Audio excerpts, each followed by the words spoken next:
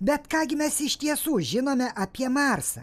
Marsą vadiname raudonąją planetą. Rausvumo jai suteikia Marso gruntas, kuriame yra daug geležies oksido. Geležies oksidas sugeria ir atspindi Saulės šviesą raudonai oranžinė spalva.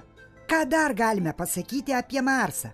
Na, Marsas yra šiek tiek didesnis nei pusė mūsų planetos Žemės. Žemė turi vieną natūralų palydovą – Mėnulį, o Marsas du – tai Fobas ir Deimas. Marsas skrieja aplink Saulę elipsine orbita, vidutiniu 24 km per vieną sekundę greičiu. Mūsų planeta Žemė yra arčiau Saulės, todėl nenorėdama nukristi ant šios karštos žvaigždės, turi aplink ją suktis greičiau, maždaug 30 km per vieną sekundę greičiu. Galite tai įsivaizduoti? 30 km nuskristi per vieną sekundę. Didieji Marso krateriai vadinami šios planetos tyrėjų vardais, mažesnieji Žemės miestų vardais, kiti antikiniais vardais. O ar žinote, kad Marse yra 50 km skersmens krateris, pavadintas Lietuvos miesto Alytaus vardu?